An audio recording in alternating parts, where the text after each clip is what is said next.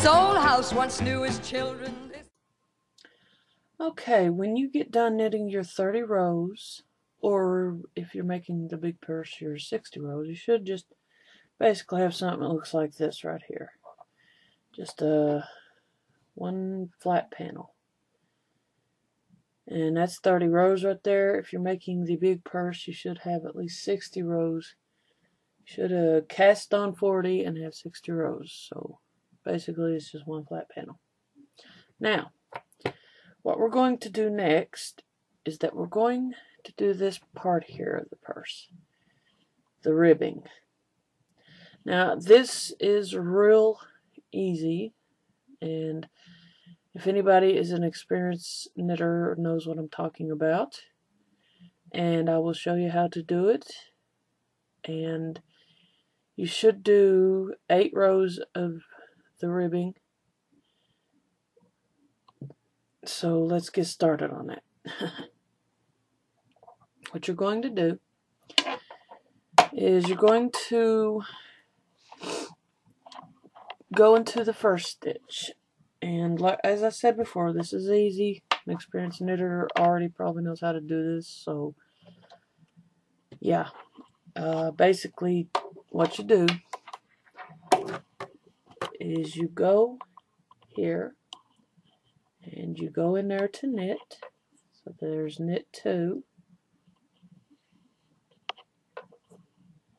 and then on the next row, on these next 2, you're wanting to purl. So take your yarn, bring it forward like that, and then you purl 2 like that.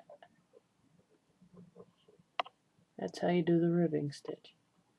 It's just knit 2, purl 2. That's all this next step is. And you're going to want to do 8 rows of that. That is if you did the cast on 30 and did 30 rows. You want to do 8 rows of the knit 2, purl 2. But if you cast it on 40 stitches and did 60 rows, then you want to do 10 rows of the knit 2, purl 2. And if I can remember correctly, you should, if you do the knit 2, purl 2 10-time row thing, you should end with a knit 2. Or no, I think a purl 2, I think, yeah. But, you know, you'll get the idea. It's just basically knitting 2 and purling 2. So there's 1, 2, and purl 2.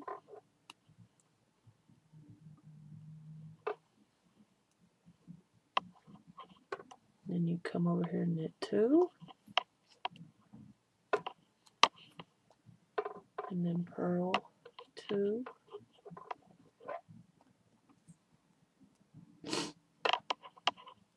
Now, when I first made this purse, I fell in love with it. I mean, it's real easy, but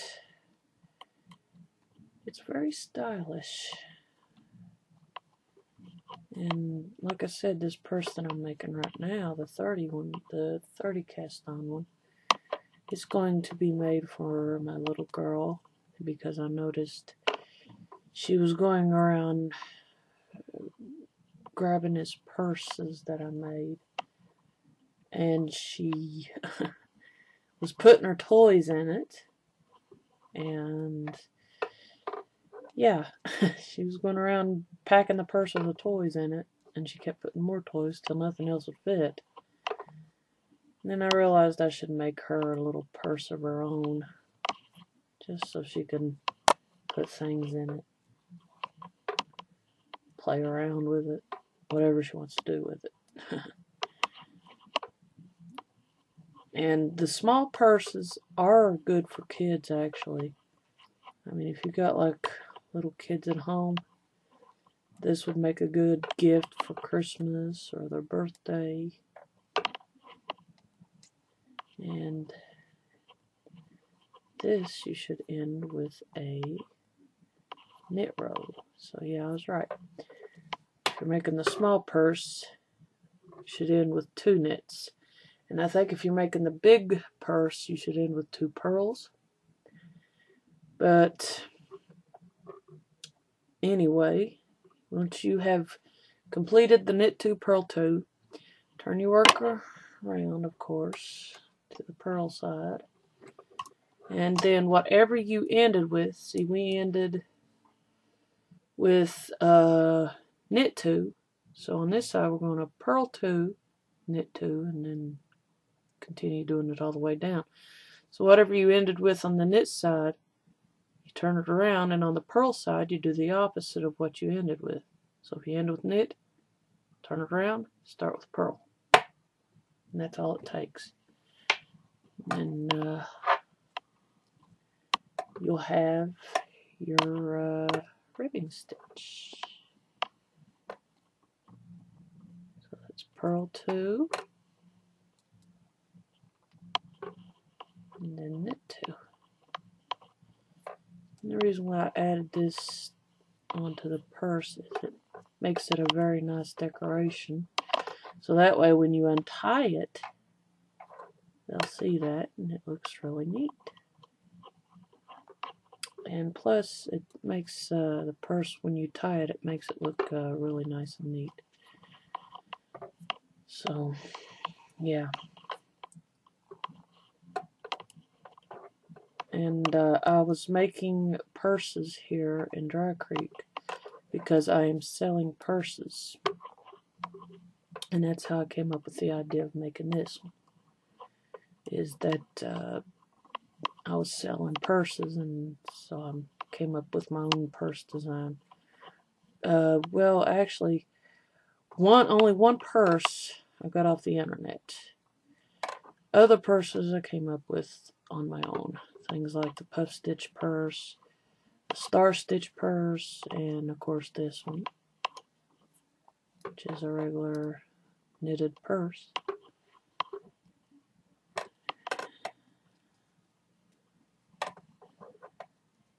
And seeing as this purse is going so well, I think Patricia is actually going to love it.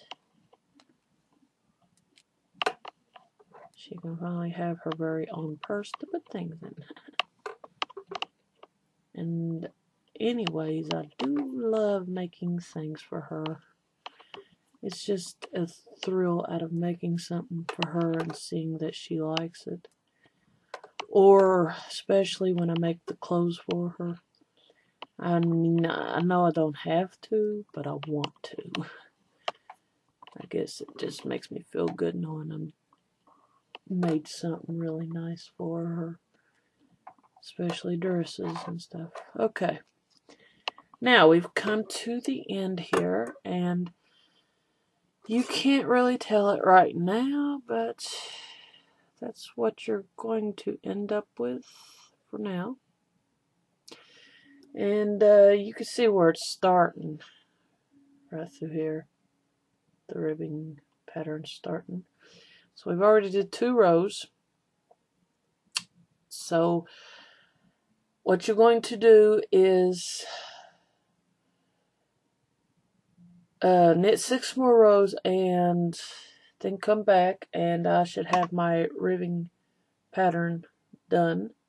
And then on the next tape, we are going to do these holes here.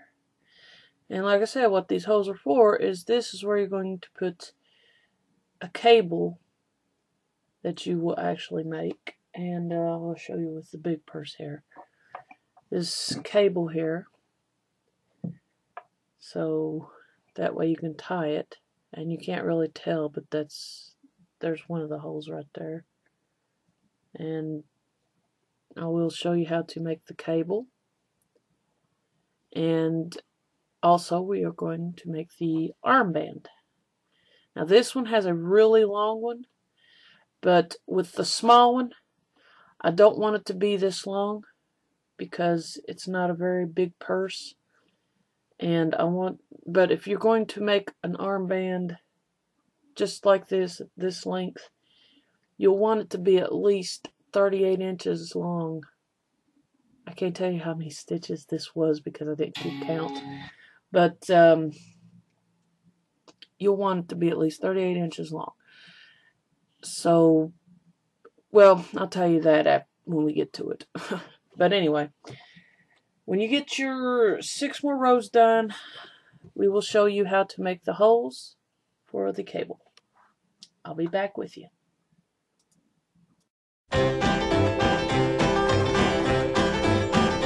This old house once knew its children. This